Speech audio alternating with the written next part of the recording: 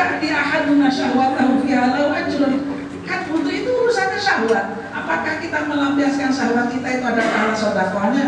Rasulullah berlogika, syahwat itu nafsu itu kalau disalurkan pada yang positif jadi pahala.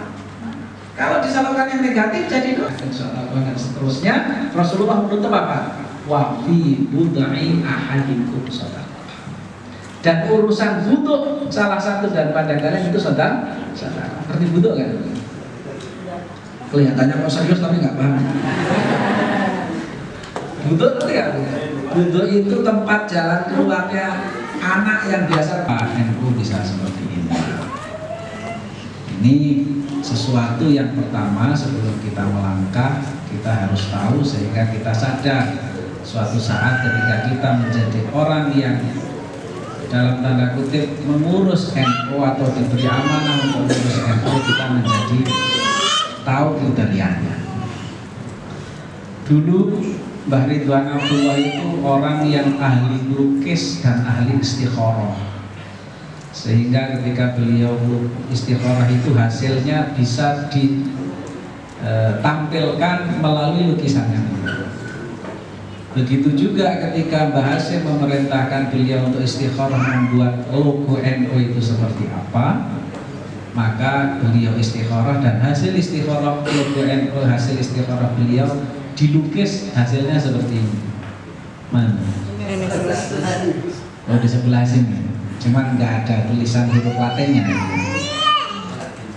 Nah, setelah dilaporkan kepada Mbah Hasyim, Mbah Hasyim bilang, tolong logo ini dibawa sowan ke Sidogiri. Kemana? Dibawa ke Mbah Hasan Nawawi untuk minta pendapat beliau apakah logo ini sudah pas untuk NU. Berangkatlah Mbah Ridwan Abdullah ini ke sana, dipeseni Mbah Hasyim dua hal. Yang pertama minta pendapat mengenai logo NU, yang kedua minta agar Mbah Hasan Nawawi berkenan untuk ikut menjadi pengurus NU. Berangkatlah Mbah Ridwan Nawawi ke sana, Mbah Ridwan Abdullah ke sana. Sampai di sana menyampaikan salamnya Mbah Hasyim, rikesnya langsung ditanya logo NU ini sudah bagus apa belum. Ternyata jawabnya beliau sederhana. Kalau ini bahasa Jawa tapi ngomongnya ya, kalau menurut Mbah Hasyim bagus, menurut saya bagus. Jadi beliau sama sekali tidak mengkoreksi logo ini. Jadi artinya apa? Tidak semerta-merta orang diminta untuk mengkoreksi itu kemudian kita selalu merasa lebih hebat. Ini tanaman ketawaduan yang diajarkan dalam proses berdirinya Nahdlatul Ulama. Makanya beda kalau masjid-masjid Nahdlatul Ulama dengan masjid-masjid yang bukan Nahdlatul Ulama. Biasanya kalau masjid NU itu kalau habis qomat nggak sholat-sholat, dorong-dorongan imamnya aja. Didinya halawe, urangke. Maksudnya betul, saya ngomongnya salah. Ya pokoknya sampai dulu jangan saya. Artinya apa? Bahwa ini pendidikan nggak dikoreksi, logo sama sekali nggak dikoreksi. Yang kedua, diminta untuk menjadi pengurus NU, jangan beli apa? Aku gelem jadi pengurus NU tapi syaratnya saya mau jadi pengurus NU, syaratnya cuma satu saja. Asal pengurus NU mau urunan, itu aja. Mau iuran. Bukan berbicara kemauan iuran dan angka iurannya berapa, tapi ini isyarat bahwa kalau organisasi ini mau besar harus dibangun dengan modal dasar kemandirian, bukan pemberian dari orang. Ketika Rasulullah SAW hijrah sampai ke Madinah, beliau naik onta namanya Qaswah.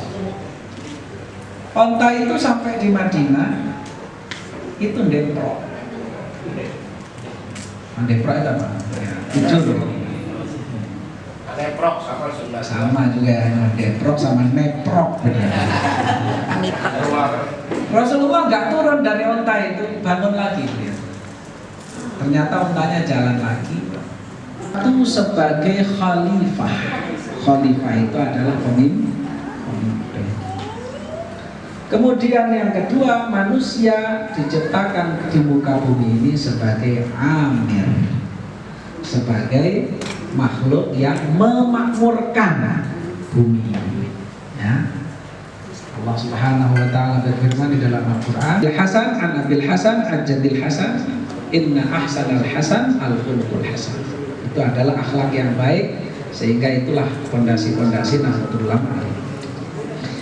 Kemudian selanjutnya bahwa sebuah fenomena dakwah dari seorang Gus Bahan dari pesantren yang ya dengan kami sederhana oleh tim bisa jadi besar gitu.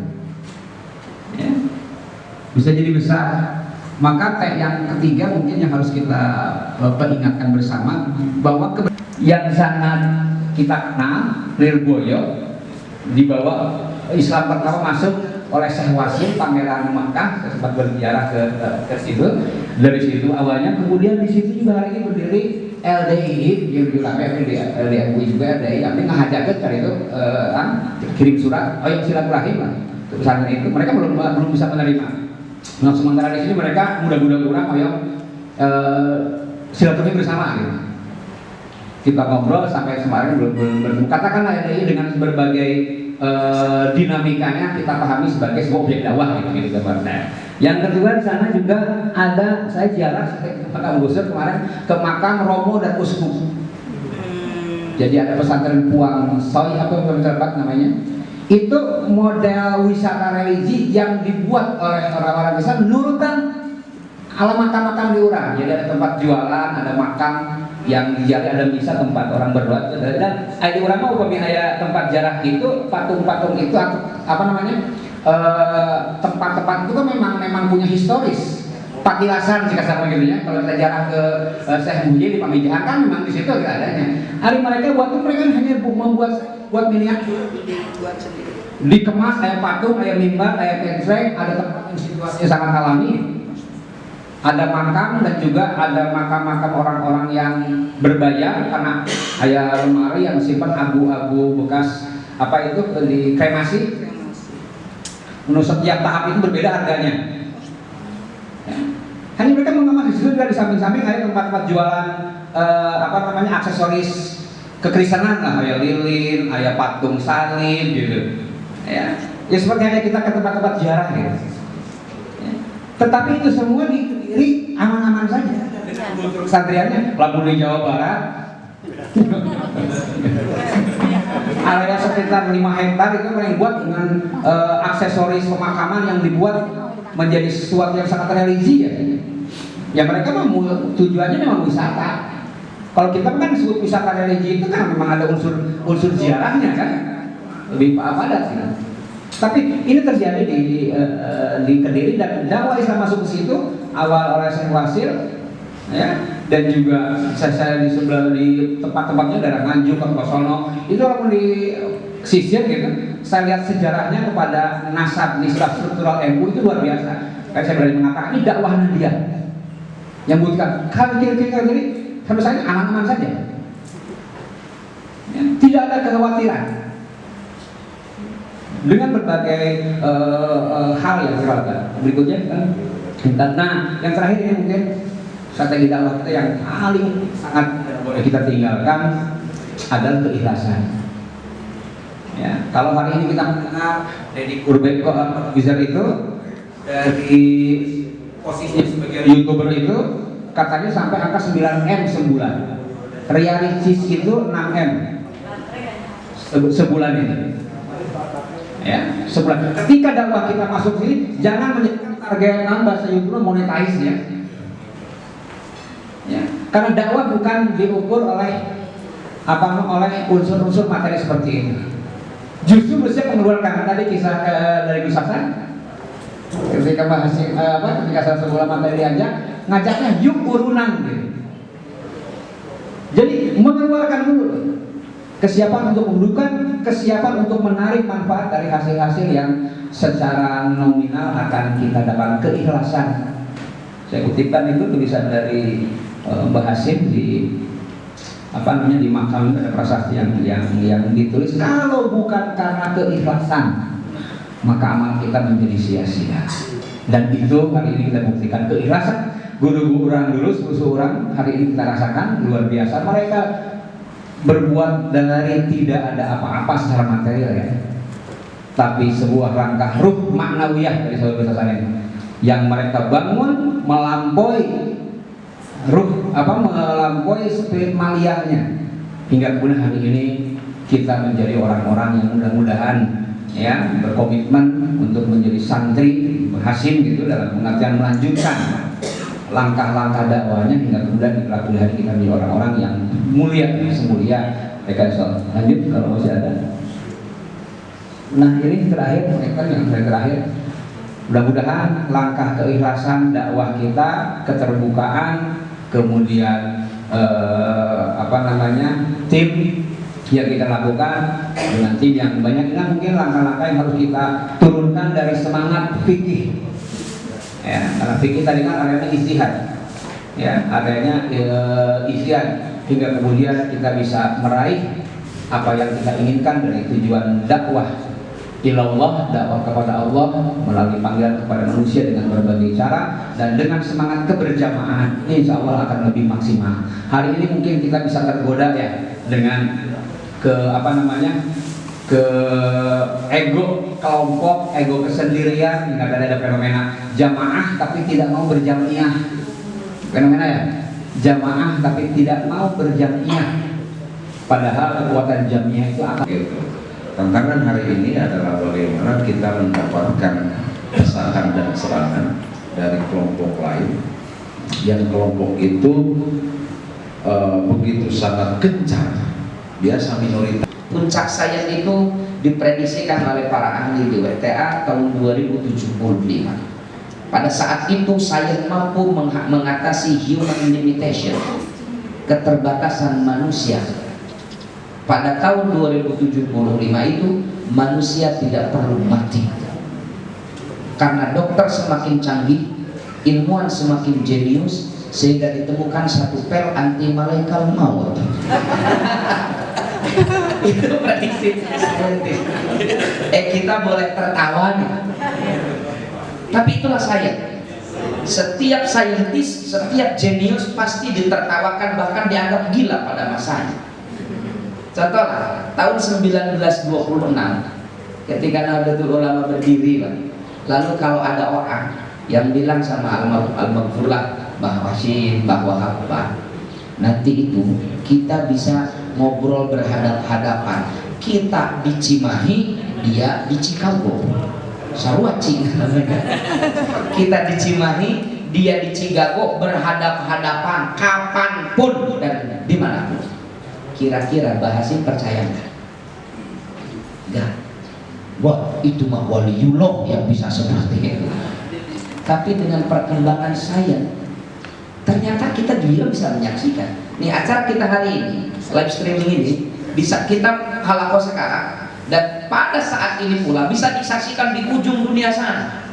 Dengan perkembangan teknologi, itu baru mencapai 100 tahun pesatnya teknologi. Kedua, nah bagaimana kita bisa menghadapi itu? Karena kata tadi, agama ini diturunkan oleh Allah untuk membuat tatanan sosial, tatanan dunia menjadi lebih baik. Dan sains itu pada intinya adalah baik, bergantung bagaimana manusia yang mengendalikannya. Nah, kita warga Nahdlatul Ulama, organisasi Islam terbesar dan tidak pernah berkurang anggotanya, terus bertambah. Hanya ada satu di dunia organisasi yang anggotanya gak pernah berkurang, Nahdlatul Ulama, bertambah terus. Karena Numaut Oge masih dianggap sebagai warga NU. Buktinya sering kita absen loh. Tadi kita acara ila arwahi bulan berarti masih dianggap warga. Kita sebagai organisasi Islam terbesar di dunia, jangan abai terhadap perkembangan zaman itu. Karena rumusnya di dalam hidup sekarang berbenah atau punah. Berbenah atau punah. Inilah peradaban. Orang, golongan, kelompok, organisasi yang tidak mau berbenah menyesuaikan dengan perkembangan zaman, maka harus rela dan ikhlas ditinggalkan oleh zaman. Hari ini kita sedang menghadapi peradaban yang di luar prediksi para ahli. Sekarang abad modern, Ciri modern itu Pak, kata para ahli dari postmodern itu, ciri modern itu satu, rumus modern itu waktu singkat, hasil maksimal. Itu modern. Waktu singkat, hasil maksimal. Dulu zaman kiai kita mondok, kalau ingin mendidihkan air perlu 20 sampai 30 menit. Dia bakul di tumbuhan, dia pakai suluman, pakai kayu bakar. Sekarang dengan teknologi modern, tinggal klik dispenser 3 menit air mendidih, kita masih bisa rokokan. Waktu singkat, hasil maksimal. Dulu zaman Mbah Hasim kalau mau naik haji itu mungkin 2 sampai 3 bulan lah, karena perjalanan kapal laut yang boyot itu. Tapi sekarang dengan teknologi 6 atau 8 jam lah bisa sampai ke Mekah. Modern, waktu singkat, hasil maksimal. Dulu zaman sepuh-sepuh kita dari mulai nikah sampai melahirkan itu 11 bulan atau 1 tahun. Sekarang Rabu kawin, Sabtu melahirkan.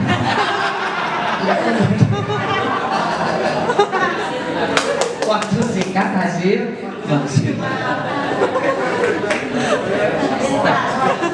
Bagaimana Nahdlatul Ulama menyadarkan warganya untuk siap menjawab, beradaptasi, dan menguasai peradaban itu. Dan salah satu pisau analis yang bisa digunakan adalah pendekatan fikih. Makanya namanya fikih peradaban. Jadi bagaimana agama ini dalam tataran fikih berbicara atau menghukumi tentang perkembangan zaman, yaitu peradaban itu sendiri. Jadi bukan apa-apa fikih peradaban itu. Nanti ditanya, wah cuma ayat 5 itu. Biasanya fikih ibadah, fikih muamalah, fikih munakaha, fikih jinayah. Ya tambah dulu ya, ada fikih peradaban. Ini bid'ah.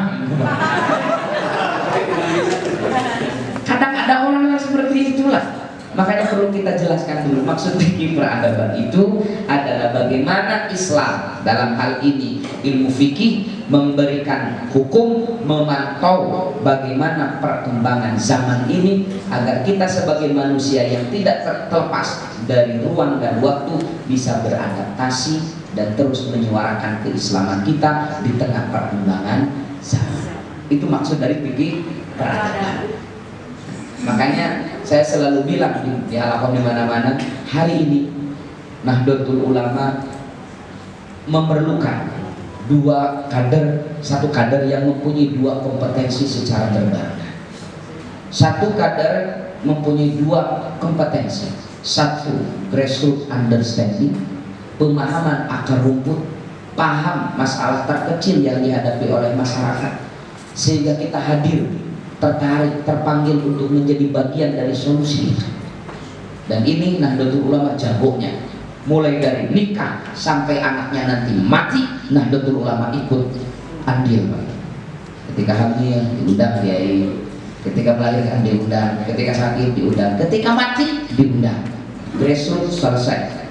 Yang kedua adalah world class kompeten, pemahaman global yang tidak abai terhadap isu-isu internasional. Karena kita sebagai bagian dari komunitas internasional harus ikut andil menyuarakan gagasan-gagasan Islam Ahlus Sunnah wal Jamaah yang diwadahi dengan Nahdlatul Ulama terhadap apa yang terjadi di dunia internasional. Dan itulah yang dicontohkan oleh sosok almarhum Al-Mansur Mbah Wahab Hasbullah. Beliau santri, paham tentang permasalahan grassroots, permasalahan masyarakat kecil dan kecil banget. Karena masyarakat kecil di sana. Tapi pada saat yang bersamaan beliau juga mempunyai world class kompetensi global, tidak abai terhadap isu-isu yang berkembang di dunia internasional. Memasuki abad ke-20 tahun 1900 ke sini, isu yang paling seksi di dunia internasional adalah tentang nation state, tentang negara bangsa. Di Arab ya lahirlah Michel Aflaq, ya, orang Nasrani turunan Yahudi dari Lebanon. Dialah yang disebut sebagai bapak nasionalisme Arab. Di Amerika Latin lahir Martin Luther King tentang nation state itu. Kiai Wahab Hasbullah tahu bahwa isu yang sangat diminati di dunia internasional adalah tentang kebangsaan. Makanya beliau pada tahun 1916 mendirikan satu organisasi sebagai cikal bakal dari Nahdlatul Ulama dengan nama Nahdlatul Wathon, kebangkitan tanah air. Kebangkitan tanah air. Tapi Mbah Wahab tidak mau menelan mentah-mentah apa yang ada di luar sana. Beliau mengambil isu itu tapi dengan perspektif kalangan pesantren, kutubul muktabar. Bagaimana nasionalisme yang dikembangkan di Amerika Latin, bagaimana nasionalisme yang disuarakan di Arab dengan misal akhlaknya dibawa ke Indonesia dengan sudut pandang dan referensi berpijak di atas tradisi Islam Nusantara, yaitu kutubul turas. Berdirilah Nahdlatul Wathon. Yang menarik, saya baca dalam beberapa literatur itu, sebelum pembelajaran dimulai di Nahdlatul Wathon, santri-santrinya itu menyanyikan yel-yel atau lagu Subhanul Wathon. Yang tadi Yalal Wathon, Yalal Wathon, Yalal Wathon. Detil sekali. Sudah punya kitabnya? Belum? Sudah ada yang punya? Kalau belum, nanti setelah selesai acara saya bagikan gratis kitabnya, PDF-nya.